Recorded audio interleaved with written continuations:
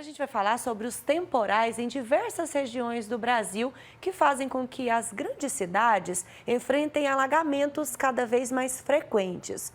Mas por que esses problemas têm se agravado?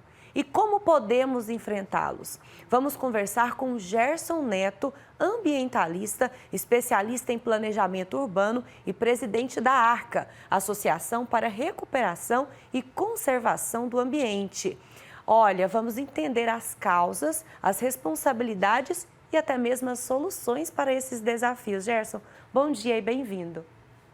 Olá, tudo bem, Daiane? Um grande abraço para você e para os nossos amigos que estão vendo de casa. Gerson, falar sobre esse assunto é muito importante. E a gente já começa sobre uma questão fundamental. Por que as ocorrências de alagamentos têm aumentado tanto nas grandes cidades brasileiras como nos últimos anos? Principalmente nas últimas semanas também, né?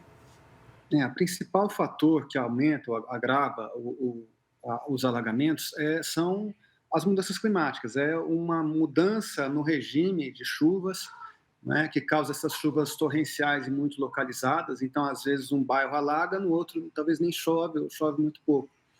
Então, a gente tem esse fenômeno climático, né, de mudanças no clima, que aumenta esse nível de precipitação, isso por causa da elevação da temperatura e também mudança no regime dos ventos e na concentração de água na atmosfera. E isso tem se espalhado pelo mundo inteiro. Aqui no Brasil, a gente está acostumado a conviver assim, né? Acostumando, na verdade, né? Porque é uma situação que se agrava a cada ano fica pior, e a gente vive num período da seca com o calor extremo e falta de água, e agora no período das chuvas com esses alagamentos e destruição da infraestrutura e ameaça à própria vida das pessoas, né, que estão em estado mais vulnerável.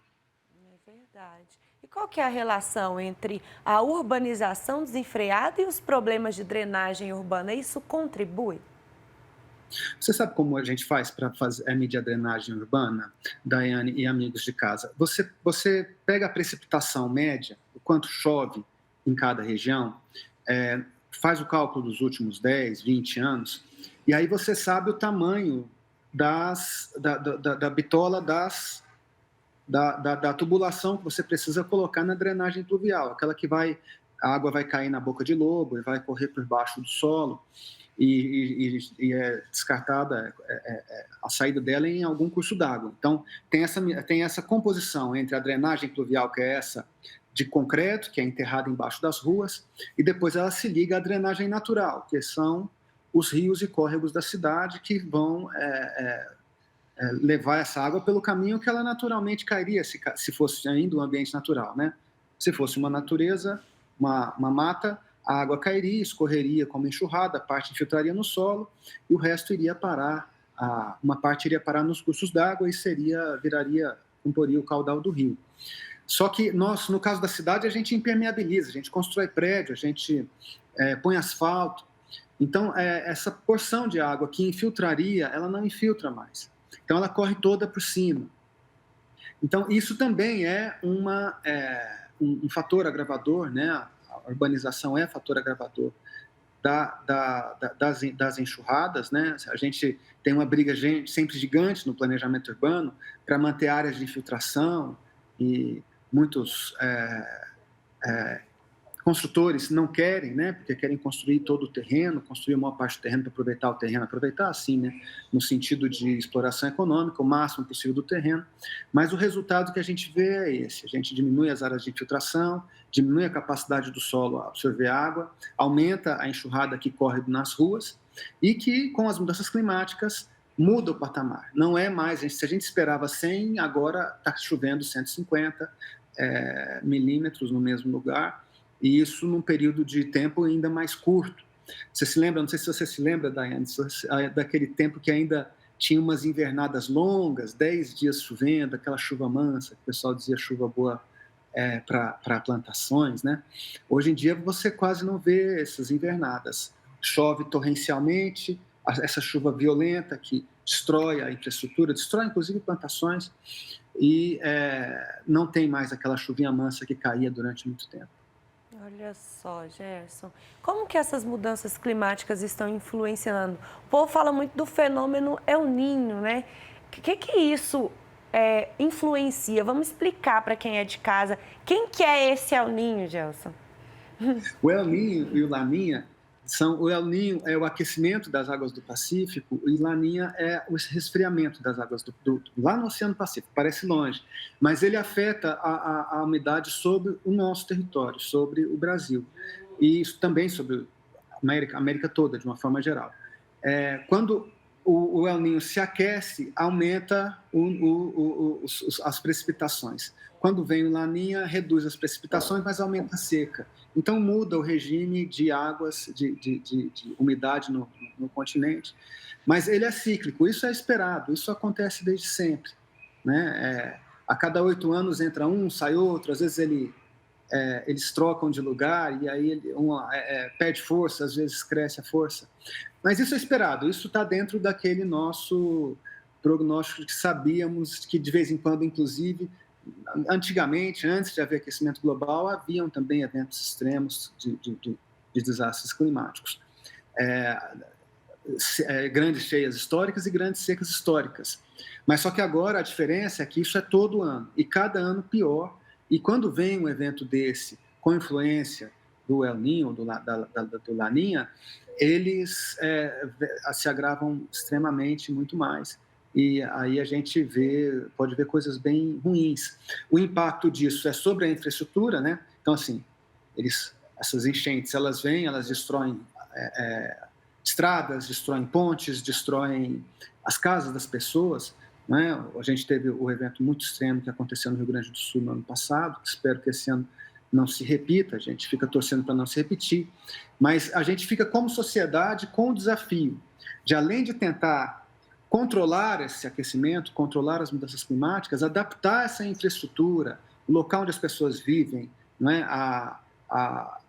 a infraestrutura física, as estradas, né? Rever a linha das estradas, reforçar pontes, para que a gente perca menos, essa estrutura fique menos vulnerável, que ela fique mais resistente, porque a gente sabe, ninguém pode dizer que não foi avisado. A tendência é de esses eventos extremos se manterem e piorarem com o tempo. Então, vão aumentar a intensidade. E a gente precisa preparar a nossa infraestrutura, escolher lugares melhores para as pessoas morarem, planejar melhor as cidades para poder suportar esses eventos extremos. Você falou muito importante sobre isso, né? A gente sabe que pode piorar. Então, qual que é o papel dos órgãos públicos? Porque a gente tem noticiado bastantes tragédias. Nós noticiamos Rio Grande do Sul, neste fim de ano aquela ponte, né, que caiu também, assim, causando uma tragédia terrível. E nós temos noticiado muitas chuvas em Goiás, principalmente Goiânia, as ruas todas tomadas por água, pessoas sendo arrastadas, né, e às vezes até morrendo. Em Santa Catarina a gente também tem visto bastante isso. Qual que é o papel, que é a pergunta que a sociedade faz? Qual que é o papel dos políticos para acabar com isso? Porque sabe que vai acontecer. O que deve ser feito a curto prazo para impedir que essas coisas aconteçam? Então, é preciso fazer um plano de adaptação. O grande documento que a ONU recomenda fazer é que as cidades façam um plano de adaptação às mudanças climáticas. Então, como é que você faz esse plano de adaptação? Você primeiro faz um diagnóstico da cidade, levanta os pontos de alagamento, levanta as vulnerabilidades, seja em relação à seca, no caso de cidades do Centro-Oeste como Goiânia, Brasília, a situação crítica em relação à seca e à dificuldade de buscar água para abastecimento público. Então, você levanta essas vulnerabilidades e você vai, com o planejamento, lidar com essas vulnerabilidades. Cidades como Brasília, por exemplo, não tem como crescer mais, não podem buscar mais população, porque a perspectiva de ter falta para abastecer as casas de quem está lá agora é de 2030, daqui a apenas 6 anos, ter problemas sérios em relação ao abastecimento de água. É preciso, então, fazer esse plano para encontrar essas vulnerabilidades, encontrar soluções, né, com planejamento para atender essas vulnerabilidades e agir seriamente. Esse tipo de enchente que a gente está vendo na imagem, ele pode ser controlado criando bacias de retenção em alguns lugares, por exemplo, parques públicos, que você consegue segurar a água e deixar alagar o parque. Isso é uma solução muito usada na Europa. como se fosse uma represa que você sobe enquanto chove. Depois, quando a chuva para, a represa vai soltando a água aos poucos. Então, você cria essas bacias de retenção, segura a água para que ela não chegue com muita força lá na frente. Mesmo assim, é difícil, porque tem horas que chove tão torrencialmente, de forma tão localizada, que ainda ficaremos com alguma coisa de vulnerabilidade. Mas é preciso que a gente busque reduzir essas vulnerabilidades com planejamento, com a ação do poder público.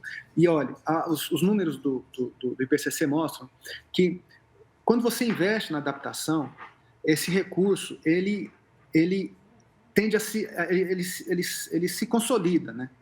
Se você investir agora, esse investimento vai durar 10, 20 anos. Se você deixar para investir daqui a 5 anos, você diminui sua capacidade, porque lá na frente você vai ter que investir muito mais e o que você perdeu nesse tempo você não consegue mais recuperar em termos de destruição da infraestrutura, prejuízos, né, de ter que refazer ruas, avenidas, pontes, essas coisas.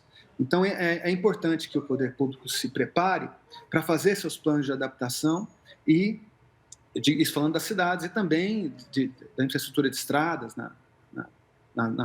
que cortam o país e tudo, que façam seus planos de adaptação e que invistam na adaptação. Quanto antes, melhor, porque quanto antes, mais barato e mais benefícios terá esse investimento em adaptação.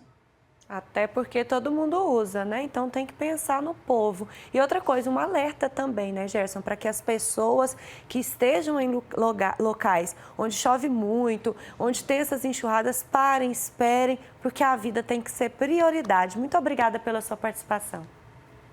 Eu agradeço, Daiane. Eu queria só lembrar que muitas cidades no Brasil, agora, entre hoje e domingo, estão fazendo suas conferências municipais de meio ambiente. O tema das conferências municipais é exatamente mudanças climáticas, a emergência climática, como fazer adaptação, mitigação, uma transição ecológica para esse nosso modo de vida, garantir justiça climática, porque os mais pobres são os que mais sofrem. Obviamente, quando falta água, são eles que vão ficar sem água. Quando tem enchentes, geralmente atinge as casas deles, porque as casas deles que estão em área de risco. E como fazer a governança, né, como o Estado atuar para buscar esses objetivos da mitigação, adaptação e saber lidar melhor com as mudanças climáticas. Eu convido você a procurar se na sua cidade tem uma conferência municipal de meio ambiente e, se tiver, participe.